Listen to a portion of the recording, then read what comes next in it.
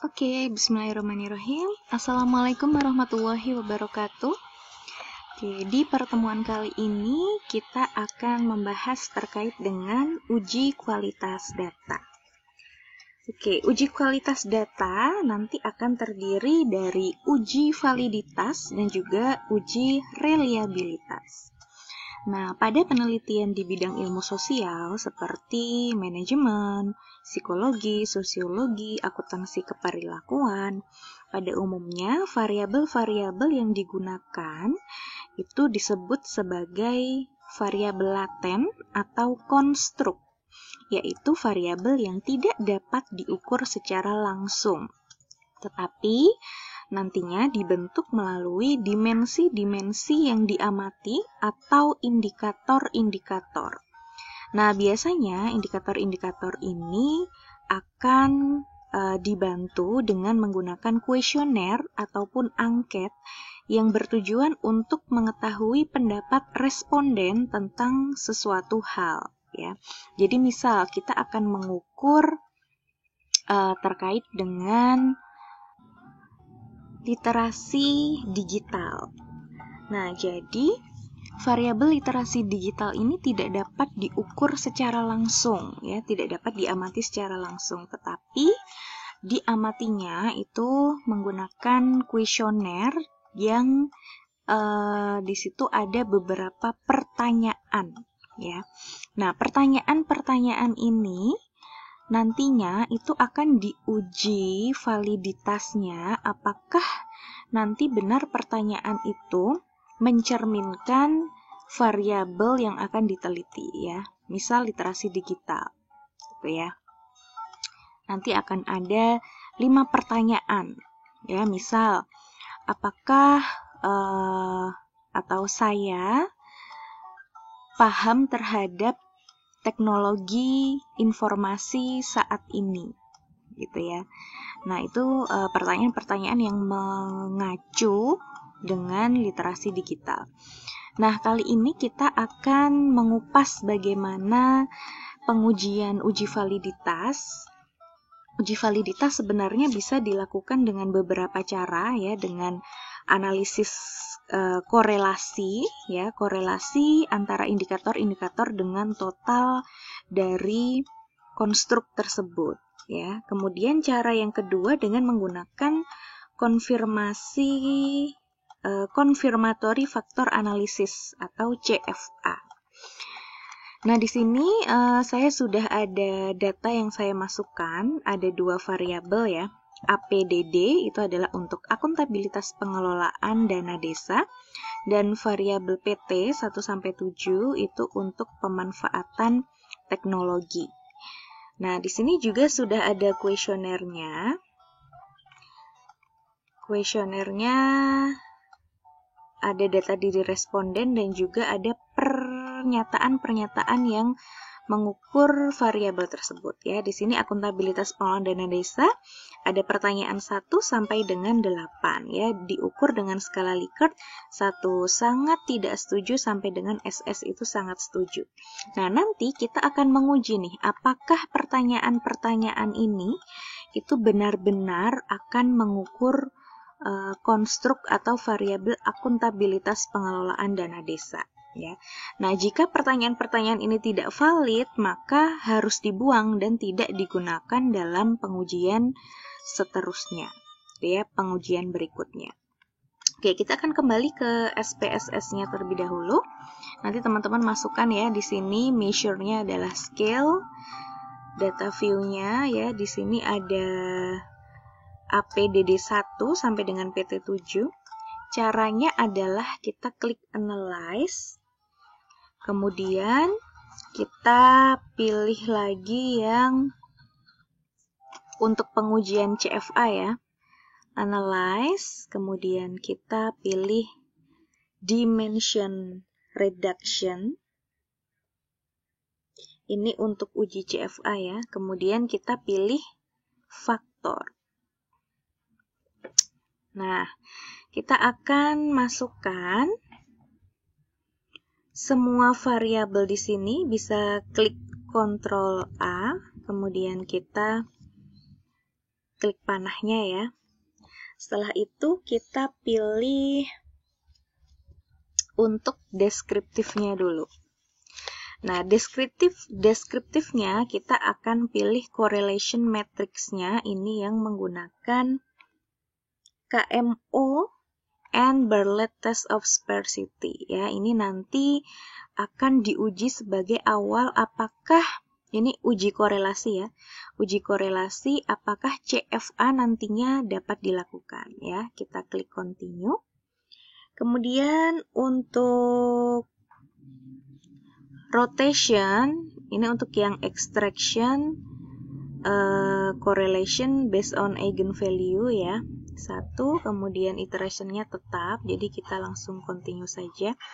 Nah, untuk yang rotation, kita pilih yang Varimax ya.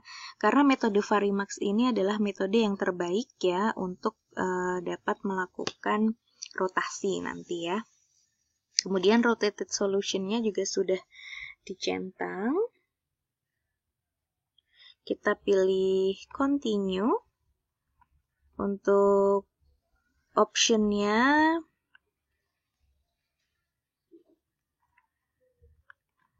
tidak perlu dirubah ya. Ini juga tidak perlu untuk score dan option. Nah, setelah ini kita klik OK. Nanti akan muncul hasilnya untuk faktor analisis. Kita lihat ya hasilnya di sini. Untuk nilai KMO and Bartlett test. Nah, ini harus terpenuhi ya, teman-teman. Di sini hasilnya nilai Kaiser-Meyer-Olkin measure of sampling ini ada 0,859. Nah, ini sudah memenuhi kriteria, yaitu nilai yang harus dikendaki harus lebih besar daripada 0,5. Nah, ini 0,859 ya, berarti sudah terpenuhi untuk KMO-nya ya, untuk nilai KMO-nya. Nah, untuk nilai Bartlett test of sphericity di sini signifikan ya. Sehingga hasilnya juga sudah dapat dilakukan analisis faktor ya, sehingga uji korelasi ini terpenuhi. Kemudian untuk hasilnya seperti apa, kita akan fokus kepada komponen metrik ya. Nah, ingat tadi seharusnya ada 2 variabel yang terbentuk ya komponennya. Komponen ini harusnya membentuk 2 variabel. Tetapi hasilnya di sini 3 variabel yang terbentuk. Nah, cara melihatnya seperti apa? Cara melihatnya adalah teman-teman harus melihat nilai di sini lebih besar daripada 0,5. Contoh nih, untuk akuntabilitas pengelolaan dana desa 1 ini sampai dengan 8 ini sudah memenuhi ya, membentuk 1 faktor. Nah, untuk pemanfaatan teknologi ternyata di sini ada PT5 ini yang tidak memenuhi 0,5 ya. Nah, sehingga dia membentuk 1 faktor lagi, sehingga faktornya ada 3 ya komponennya. Komponen itu bisa juga disebut sama dengan faktor ya teman-teman, jadi jangan bingung ya dengan istilah itu.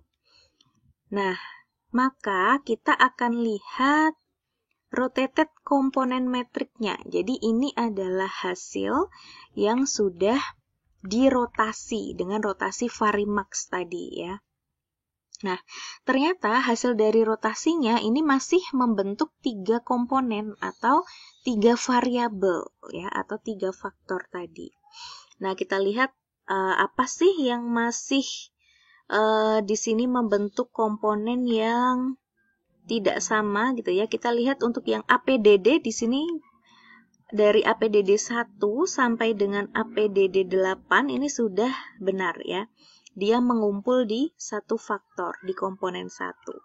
Kemudian untuk yang pemanfaatan teknologi, kita lihat ternyata di sini PT1 itu nilainya lebih kecil dari 0,5 ya.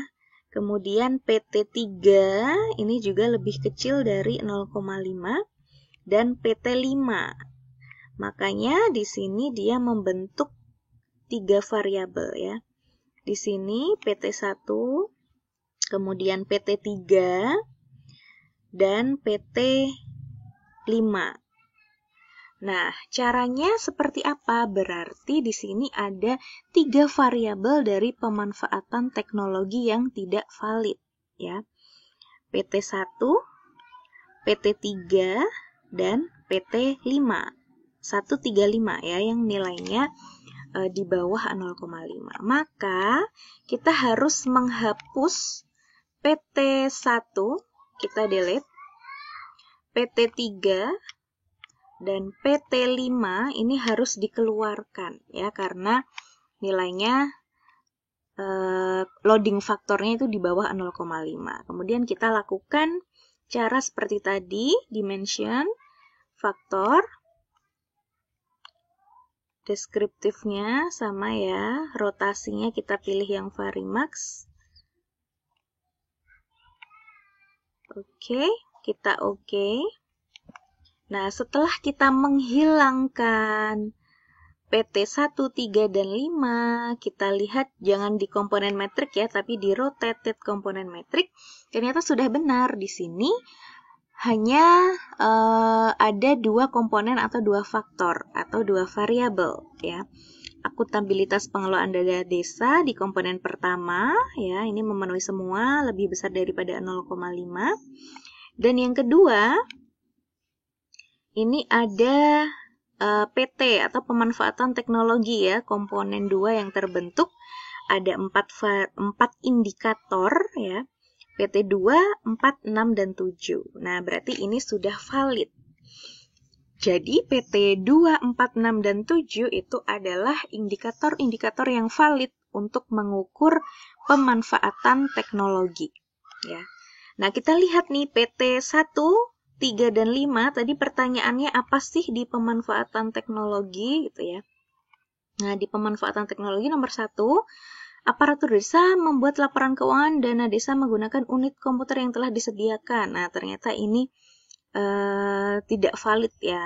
Kemudian yang ketiga, aparatur desa menggunakan sarana komputer sesuai dengan pekerjaan yang dilaksanakan, dan PT5 tadi.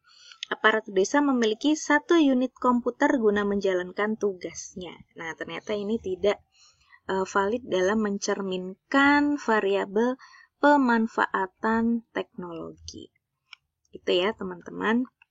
Sehingga ketika tadi diuji itu hasilnya lebih sedikit daripada 0,5 nilai loading faktornya, cross loadingnya, maka pertanyaan itu harus dihapus dan kemudian diuji validitas ulang ya sampai semuanya valid membentuk variabel tersebut. Gitu ya teman-teman untuk uji validitas. Next, uji kualitas data yang berikutnya adalah uji reliabilitas. Silahkan nanti disimak di video berikutnya. Oke, terima kasih. Selamat mencoba. Billahi taufiq wal hidayah. Wassalamualaikum warahmatullahi wabarakatuh.